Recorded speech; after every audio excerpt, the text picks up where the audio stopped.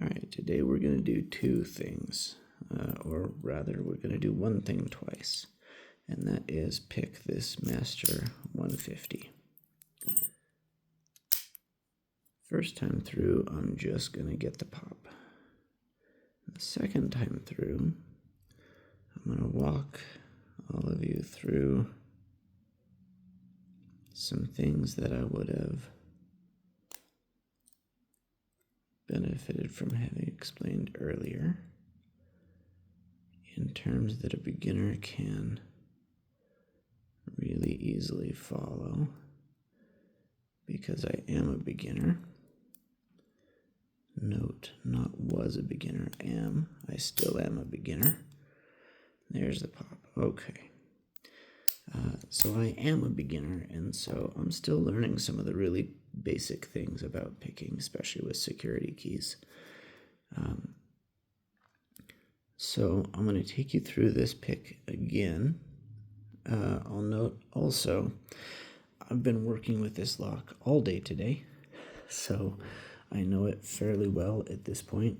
I say that before I walk you through this so that when it's really hard for me this time around, you can laugh at me a little better. So I've been working with this lock all day, and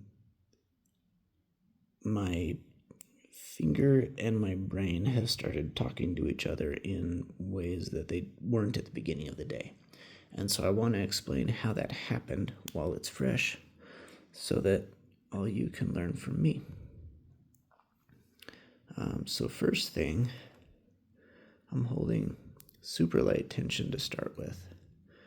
And perhaps this is just me having to reorient myself every single pick, but I number my pins. 1, 2, 3, 4, 5. So that I get a feel for how deep this lock goes. As I did that, if you heard that click, it's because I put a little more tension on there. And this fifth, I let it go. This fifth pin sets really easily in this lock. If you look at the key here, the thing to notice is, there we go. My phone keeps wanting to, here. Okay, so the thing to notice with this key is that first and second pin are really disparate. So this first pin here, you barely need to touch it. It's right up in the keyway. Then the second pin, super deep, which means it's hard to get that second pin set without hitting the first and oversetting it. So I've overset that first pin a whole lot of times, but that's okay, because it taught me what it feels like.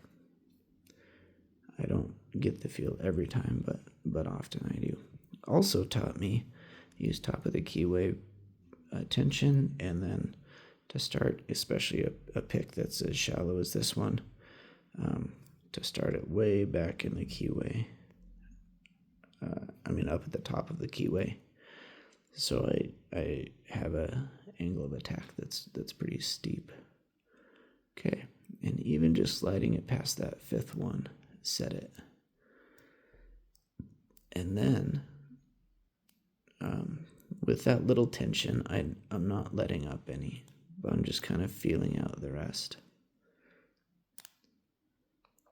So I felt a little click there. I don't think 4 is all the way set, but it's maybe a little more set than it was. What I really want to teach you or talk to you guys about, okay, and there's 1. So that's my first piece of real rotation, and I could feel as I pushed the pin down, I could feel it allowing the tension bar to move. Now on to pin 3, which I can feel is the one with the most tension now. And what I want you guys to notice is as I rock my pick, I'm letting up on tension. I'm actually keeping probably the same amount of force on this tensioner, but because that's the active pin right now, I think it's a spooled pin. I'm not sure. I'll know in another few weeks when I actually know what spooled pins feel like. But I think it's a spooled pin because as I was pushing, I had to let up on the tensioner to allow the pin to fall down. And then it fell back into place farther than it had set before. And that's what I wish I had seen a video talk about. So I'm pushing on 4 right now, and it's fairly firm still. So I don't think that's the problem. Nope, I just touched 1, and I fell a little bit farther. So what I'm doing now is feeling what pin gives me feedback. And that's the pin that I want to, oh, there we go. It's pin 2 again, giving me a little bit of feedback. See, I rock the pick, and the tensioner wants to pull back a little bit.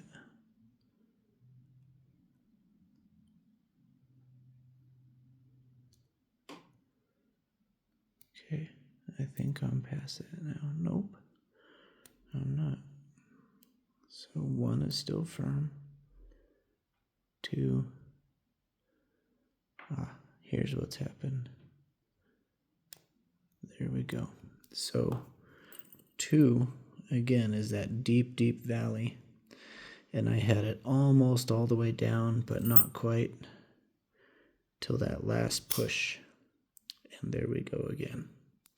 So that is counter rotation. When you're pushing on, when you're rocking your pick, and you have to let the tensioner back a little bit. That's counter rotation. And it's much more active feedback than I had been anticipating. I wasn't prepared for how much movement that counter rotation allows and in fact requires. And what hung me up is I was not allowing the tensioner to travel far enough back to let that pin really set, and that delayed my development a little bit.